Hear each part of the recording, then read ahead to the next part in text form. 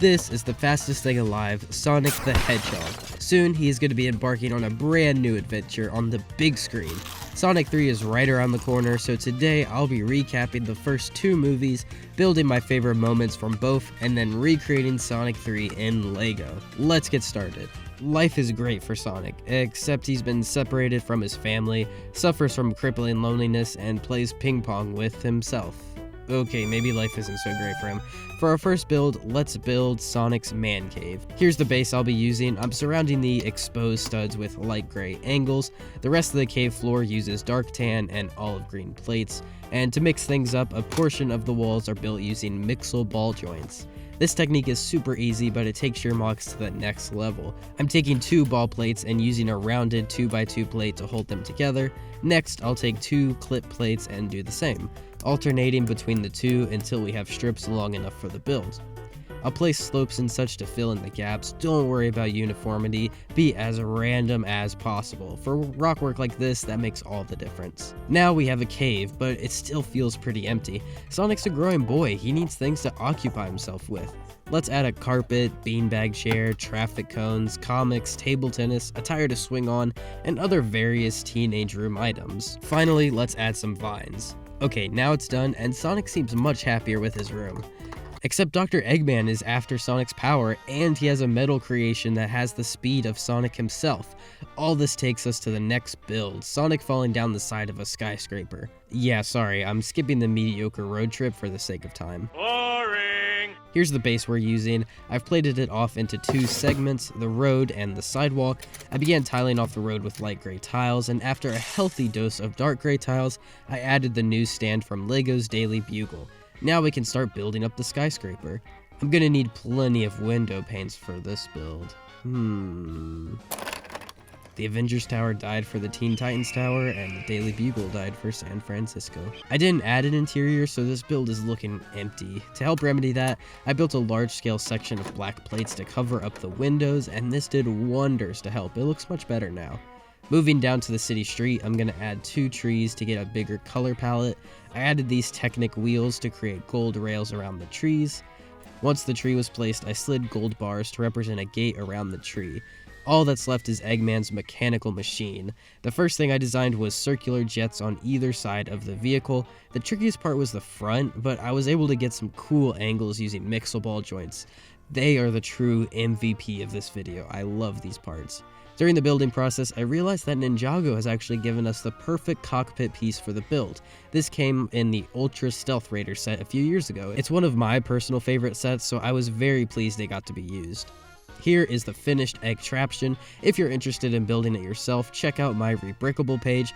I have plenty of free instructions over there, and as for the premium ones, from now until the end of this year, you can use the promo code SONIC to get 10% off any instructions. Let's move on to the second Sonic movie. Eggman is bald now, also Knuckles and Tails have joined the cast of characters. The first build we'll tackle takes place on a snow-filled mountain, as Sonic and Tails are trying to escape Eggman and Knuckles. Yeah, Knuckles is the bad guy at the moment. He gets tricked by people a lot, which leads him to attempting to beat Sonic to a pulp pretty often. Here's the base I'm using. The first thing I'll do is stack some brickhead bricks, creating a wall. I'll add some rock work later. I want to emphasize the slope aspect, so I'll be using dark gray 1x2 slopes and building two identical walls of them. Now I can lay white plates on top, but that looks boring, so I covered the base with tiles, slopes, and layers of terrain. Here's what it looks like after that process, but it still feels empty, so let's add some trees. I took a pin connector with 4 clips and added 1x1 hinge pieces to each clip. I repeated this process 3 times to create the trunk of our trees. I'll be using dark green branch pieces, and the final touch was sprinkling some white tiles and plates to represent snow on the branches. I did the whole process a second time, and now we have 2 beautiful pine trees. All that's left to do is add our minifigures, Sonic, Knuckles, Tails, and Eggman. Now we're done. I love how this build turned out. We can pretend this is my Christmas build for the year because there's snow. For the next build, I'll recreate the abandoned temple that housed the Chaos Emerald. First things first, here's the base we're working with. I planned out where I wanted the river to go and covered it with translucent 1x2 tiles. For the temple floor, I'm building tan segments and laying them on their sides so I can get even more texturing. I'm also topping off any exposed studs with olive green plates and plants. Next, I started building up the stairs to the emerald. I'm using light orangish tan tiles and plates to represent the aging stone, and then using 1x2 slopes as guardrails for the stairs. I took some more brickhead bricks and created a panel that I covered with slopes. Guys, go buy some brickheads. These parts are so useful. I want this build to represent this particular moment in Knuckles and Sonic's battle, so I want the surrounding area to feel destroyed. After building up some dark tan terrain, I started building the pedestal for the emerald. Since LEGO's version has a weird connection point, I'm using a translucent circular plate to hold it up. Let's put Eggman here too, sneaking around trying to get it. Finally, I added Knuckles on the temple floor and Sonic gearing for another hit. For some extra detail, I added blue lightsaber beams to represent Sonic's speed. And now we're done with another build. For what it's worth, I think Sonic 2 is a much better movie than the first. There's way more references, and the plot feels a lot like a Sonic game compared to the campy road trip I had to sit through in the first film. But that brings us to Sonic 3. Shadow the Hedgehog has officially joined the chat, everyone's favorite emo boy. To avoid spoilers, I'll just be building stuff from the trailers in no particular order since I'm not 100% sure how this movie is going to pan out. Let's get started on the first build. A chunk of the movie takes place in the UK, and you can see in this shot Knuckles destroys Big Ben. I am sure he's going to be fine for that. Here's the base I'll be using. First, I took some Brickhead's bricks and covered them with curved slopes I bought for the Cartoon War video. I've been trying to get as much value out of these parts, but there's only so many times you can use dark tan. After I built 2 identical towers, I began stacking tan masonry bricks to round out the sides of the clock. Speaking of, the clock itself was the hardest part of the build. I ended up building 8 of these segments and connecting them with the click hinge plates to keep them in place. If you guys want cool angles, hinge plates are a great way to get that across because they offer so much mobility. But if you're worried about them sliding into other positions because of the weight of the bricks, these click hinge plates are a great alternative. They're a tad bit more limiting, but they take a lot more force to move around. I modified 4 of these segments to add numbers to the clock. I designed a 12, 3, 6, and 9, and built the clock hands for Knuckles to pounce from. Before we can put the clock in place, let's add some gold trimmings. I'll place gold wheels on every corner of the tower and take these fun gold wispy things from the Monkey Kid line. I'll also add gold bars, and now we can put the clock in place. For some extra detail, I'll add 1x2 red transparent plates around Knuckles' perch to represent his powers. I love how this build turned out, especially the clock itself. All the hard work paid off because this is simply sick. On to the next build. Alright, next I'll be recreating this shot from the trailer. It shows what I'm pretty sure is Paramount's version of Crab Meat. He's one of the most iconic badniks, so I was drawn to recreating him in LEGO. In true trailer fashion, we don't really get a good look at him, but luckily there's a toy. I used Walmart's images as reference, so shout out to them, I guess. First things first, here's the platform I'll be using. The scene took place on a dock, so we'll have to surround the area with water.